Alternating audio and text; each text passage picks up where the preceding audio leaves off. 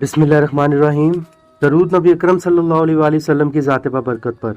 एक ऐसी शख्सियत जो खुद नबी थे और ना किसी नबी के पैरोकार, मगर इसके बावजूद वो खुदा तक पहुंच गए।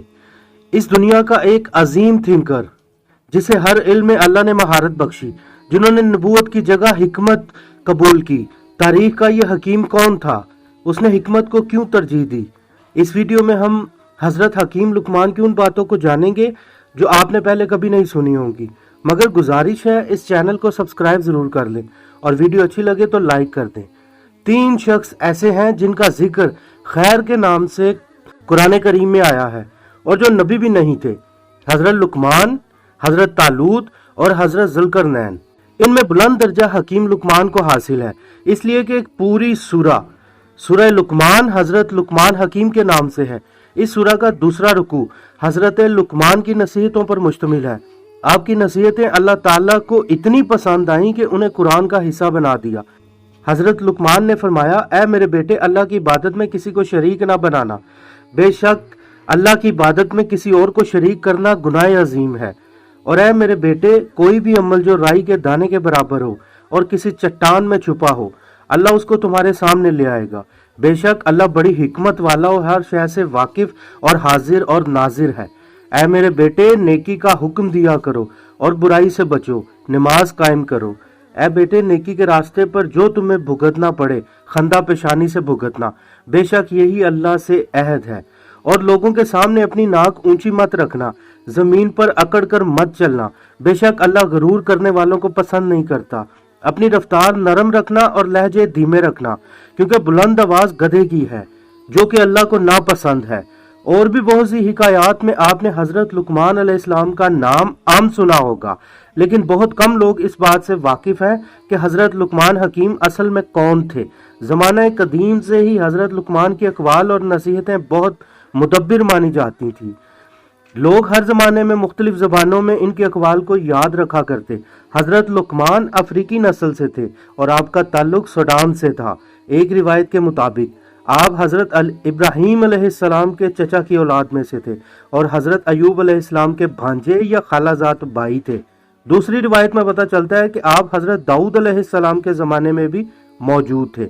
आप अफ्रीकी नस्ल थे और गुलाम की हैसियत से अरब तशरीफ लाए थे। रिवायत में आता है कि शक्ल सूरत के एतबार से आप ज्यादा अच्छे नहीं थे, मगर हिकमत और दानाई के समंदर थे। और 3 ही हबशी गुलाम दुनिया में बेहतरीन हुए हैं।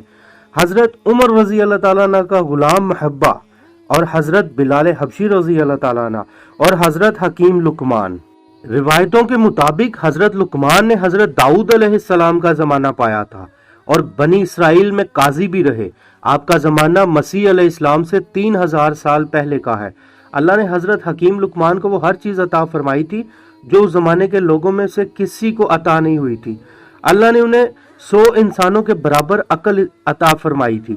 हजरत लुकमान को अल्लाह ने जड़ी बूटियों में खासियत का इल्म भी अता फरमाया था। हजरत लुकमान ने ही इल्म तिब यानी मेडिकल साइंस की बुनियाद भी रखी थी। हजरत लुकमान अपने इर्द गिर्द फितरत का मुतालिया करते रहते थे।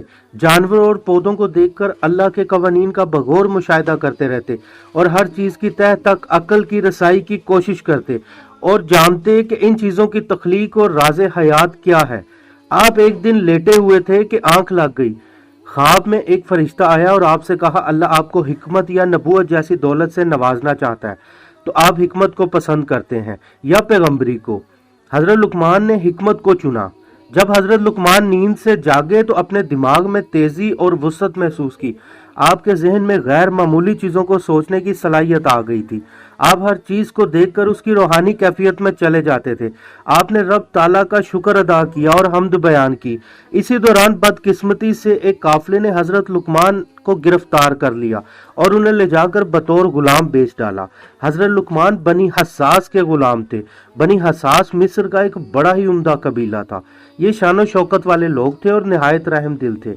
आप गुलाम तो थे, मगर आपको बड़ी इज्जत से देखते थे। वो सब आपकी हिकमत से बड़े गर्विदा थे और हर काम में भी आपसे मशवरा करते और आप पर मुकम्मल भरोसा रखते थे। इसी तरह आपकी दानाई और हिकमत पूरे अरब में मशहूर हो गई।